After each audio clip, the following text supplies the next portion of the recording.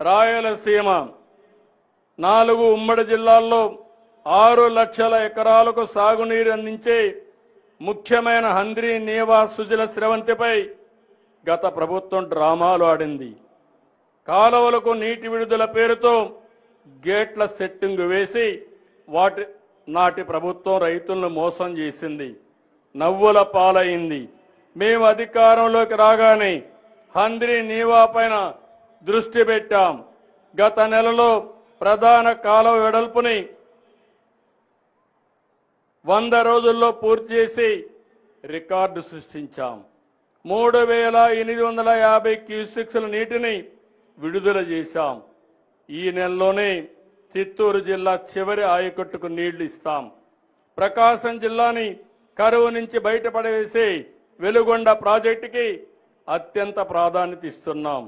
వచ్చే ఏడాది జూలై కల్లా సాగునీరిచ్చేలా పనులు ప్రారంభం చేశాం.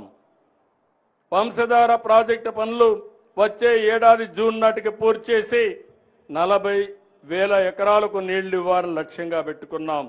చింతలపూడి లిఫ్ట్ ఇరిగేషన్ అనుమతులు సాధించి నిర్మాణం చేపడతాం. పోలవరం ఎడమ కాలువను వీరిని తొందరగా పూర్తి చేసి విశాఖ నగరానికి సాగునీరు పారిశ్రామిక అవసరాలు తీరుస్తాం. ఉత్తరాంధ్రకు గోదావరి నీళ్లు అందిస్తాం. రాయలసీమను సస్యశ్యామలం చేసేందుకు గోదావరి వృధా జలాల్ని పోలవరం నుంచి బనకచెర్లకు మళ్లించాలని నిర్ణయించాం. సముద్రంలోకి పోయే వృధా నీటిని వినియోగిస్తాం.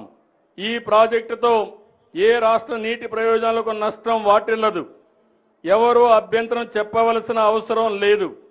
వరదలు వచ్చినప్పుడు ఎగువ రాష్ట్రాలు నీటిని విడుదల చేస్తే దిగువ రాష్ట్రంగా ఆ నష్టాలను కష్టాలను భరిస్తున్నాం.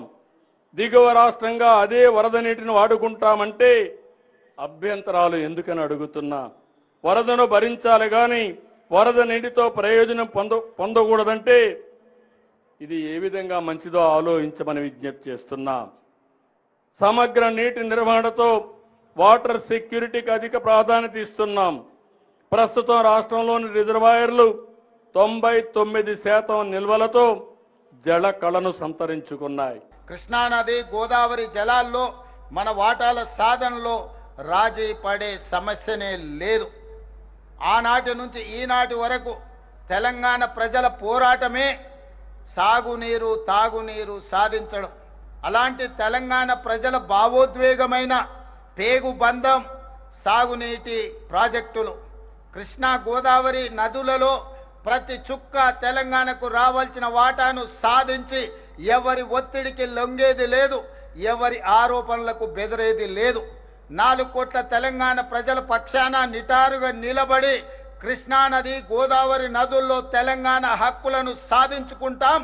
మన ప్రాంతానికి సాగునీరు తాగునీరు అందించినాకనే మిగతా ఎవరికైనా నీరు. ఈరోజు తెలంగాణ ప్రజల హక్కులను సాధించడంలో వెనుదిరిగి చూసేది లేదు, ఎవరికి భయపడేది లేదు. ప్రభుత్వం ఈ విషయంలో వ్యూహాత్మకంగా వ్యవహరించడమే కాదు, ఎత్తుగడలతో నిర్ణయం తీసుకుంటుంది. ఎవరు ఎత్తులేసినా ఆ ఎత్తులను చిత్తు చేసి ఎవరు విష ప్రచారం చేసినా వాళ్ళను తిప్పుకొట్టే బాధ్యత 4 కోట్ల తెలంగాణ ప్రజలు తీసుకోవాలి.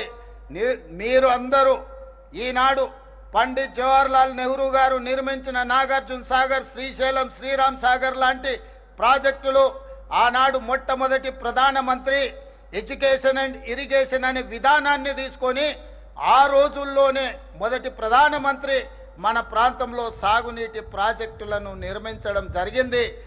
ఈ రోజు ప్రపంచ దేశాలకు ఆదర్శంగా నిలబడ్డ ప్రాజెక్టులు ఏవైతే ఉన్నాయో నాగార్జున సాగర్, శ్రీశైలం, శ్రీరామ్ సాగర్ లాంటి ప్రాజెక్టులు కాంగ్రెస్ పాలనలో నిర్మించినాం.